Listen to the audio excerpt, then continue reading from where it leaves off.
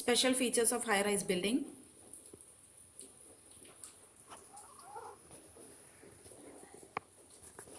It should be at least at minimum height of 15 meter, not taking into consideration the lift machine and water tank. This comes under the Electricity Act 2003, Section 54 and Indian Electricity Rule 1956. Supply is taken from 11 kV and transformer is installed in the high-rise building. Outdoor transformer substation is not permissible for high-rise apartments. Only indoor is permitted with high voltage or medium voltage on the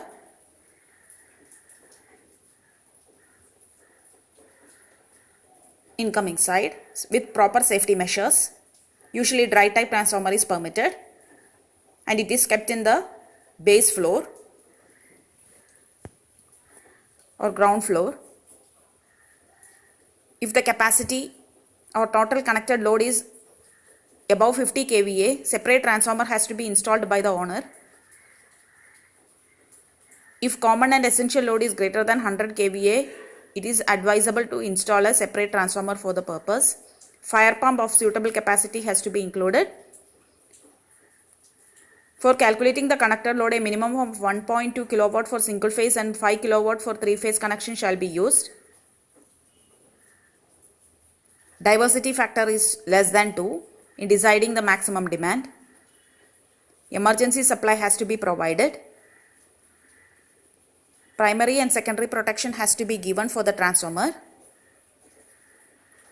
On the HT side, load break switch fuse or vacuum circuit breaker is used of suitable capacity.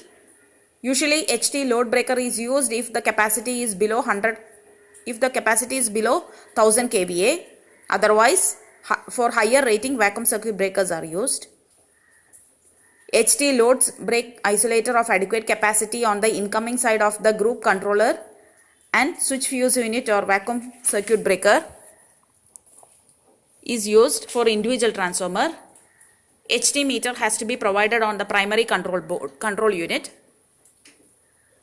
It includes CT, PT, indicating lamps, voltmeter, ammeter, power factor meter, watt hour meter. ELCB is also provided for metering purpose. Usually metering panel is kept in the ground floor. The maximum number of outlets for metering panel is limited to 8 in the case of 3-phase and 12 in the case of single phase. The energy meter for the individual customer must be provided by the promoter of the building, and these meter have to be certified by the concerned authority. Fuse MCB protection shall be provided for every meter. Interlocking facility and sealing facility has to be provided for the protection of the meter panel, switchboard, etc. from theft. Cables from the metering panel to various floors should be through cable conduit duct.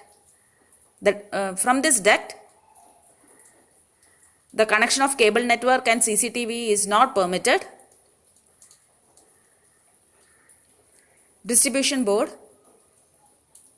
In the distribution board on the incoming side, there should be RCB, ELCB plus MCB of minimum 30 milliamp sensitivity depending upon the connected load. On the outgoing side, MCB of B characteristics for load and for light and resistive load and C characteristics for inductive load. The maximum number of ways permitted for 3-phase is 8.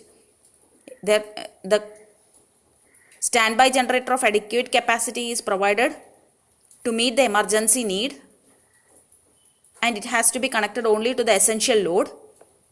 The capacity of the generator should be 20% of the total connected load, and if for the connection to the individual transformer from the generator, a separate emergency distribution board has to be provided.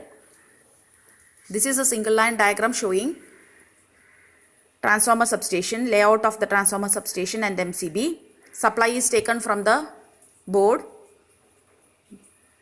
that is electricity board, and it is given to the step down transformer of capacity 11 kV bar 433 volt 400 kVA, dry type transformer.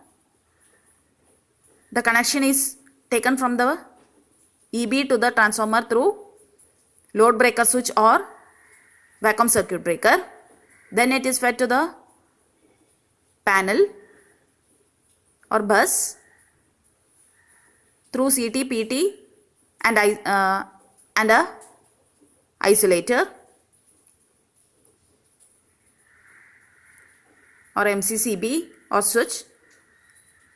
Various meter panels are shown as 1, 2, 3, etc. up to 6 here.